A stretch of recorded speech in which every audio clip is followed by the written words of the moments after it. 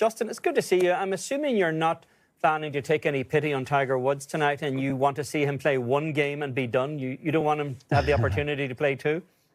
Yeah, we want to keep Tiger rested. We don't want him coming out too quickly and getting himself over-golfed, right out the gate. So that would be the ideal scenario for us. Obviously, anybody wearing black, that would be the case. But obviously, yeah, an exciting evening having him return to the competitive side of golf for sure.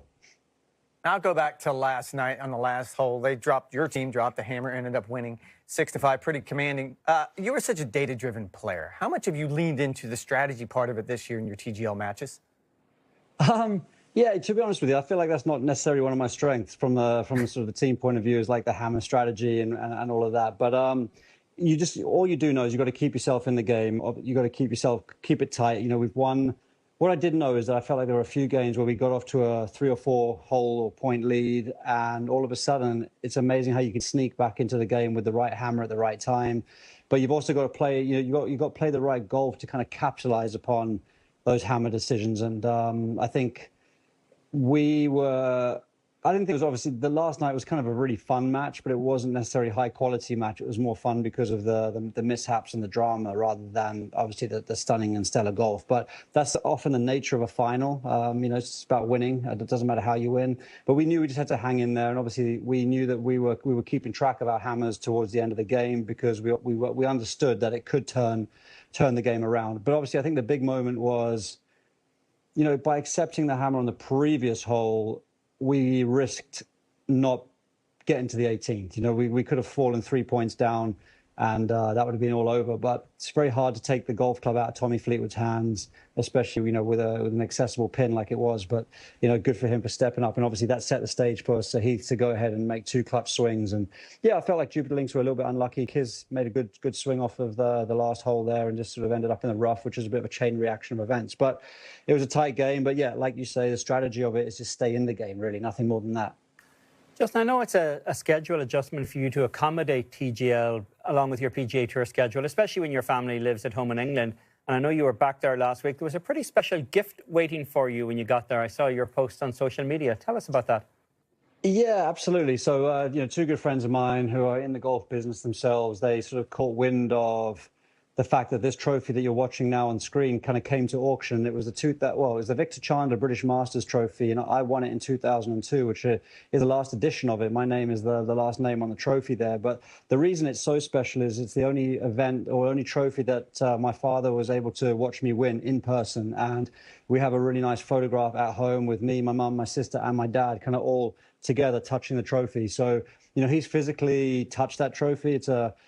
It was from my point of view, it was a really important. So he passed away about three or 4 months later, and that was the biggest tournament I'd won to that point. And for me, it was kind of like leaving him at peace and kind of showing him that, after all those miscuts and all of the, the tough start that I did have to my pro career, that I was kind of up and running and on my way, which is obviously all he would have ever wanted for me. So, yeah, from my point of view, that's one of the most poignant wins of my career. And to have that physical trophy now sort of physically represent all those great memories I have is super, super special. Now, Eamon just touched on this. What are the challenges for your schedule? You've played 6 PGA Tour events as well as a full TGL schedule. How difficult is that?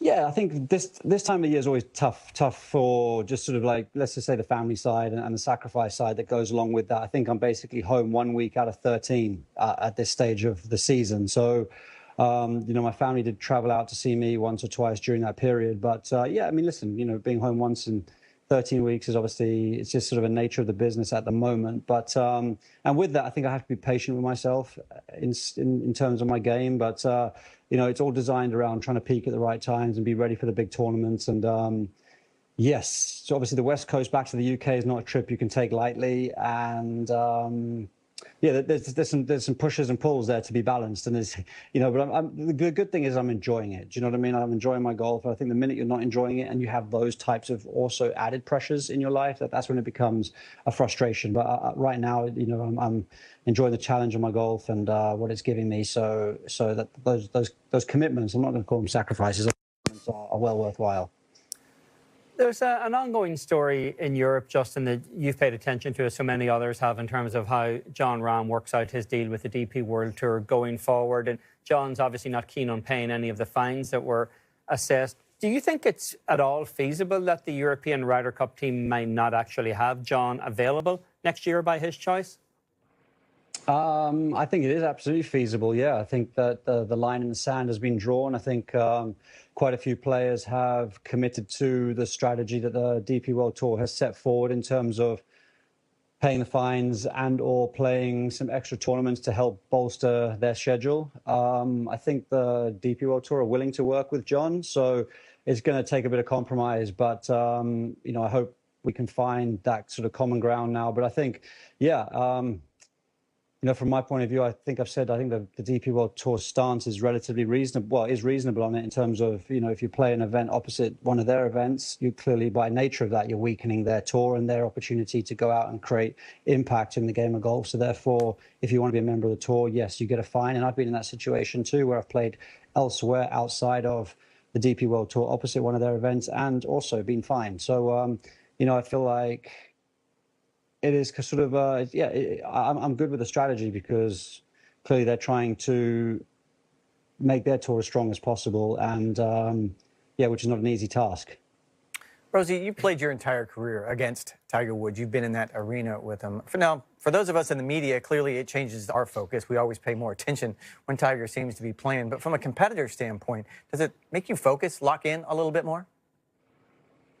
Yeah, no doubt. I mean, he definitely always when he walks into a room, he brings an atmosphere and an aura about it and about him. And obviously, we've all grown up sort of revering him and sort of setting him as the benchmark and the standard. So absolutely, I think we've seen him sort of mellow out, I suppose, from that point of view, because he hasn't been as intensely competing, but he's still been around the game. And he's obviously given a lot of himself to the sport in the last couple of years in many other ways that haven't obviously been on people's televisions at home, but he's still very committed to the PGA Tour and he's still kind of creating opportunity for us, even without his golf clubs by his side. But obviously, I think still everybody likes to see Tiger playing golf and obviously what he's capable of. And I'm curious tonight too to see where he's at. He's sort of has been practicing behind closed doors for the most part. So it will be fascinating to see, where he's at in terms of speed and how he's moving and all those types of things. So it'll be a fun watch.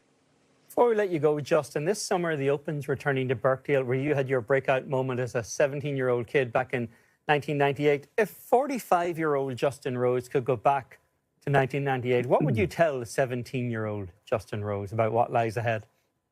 Well, I'd say just hang in there, kid. It's all going to be okay. You'll be all right. I think, I'm sort of proud of the career I've been able to have since being a 17-year-old kid, but I'd also like the 17-year-old kid to tell the 45-year-old guy to kind of continue just to keep having fun with it, to keep playing as free as possible. And, sort of all the baggage you accumulate or you can accumulate through the years, whether that's mental or whatever it might be. I think I've only ever played better golf by stripping things back, not adding more things in. So, I think a nice combination now will be the experience that I have as a 45-year-old, maybe with that sort of playful enthusiasm as a 17-year-old. Maybe that's the secret sauce for Birkdale. A great message for all the kids out there. Justin, it's always great to spend time with you. We look forward to watching you in action again tonight. All right, guys. Thanks for that. Cheers. See you soon.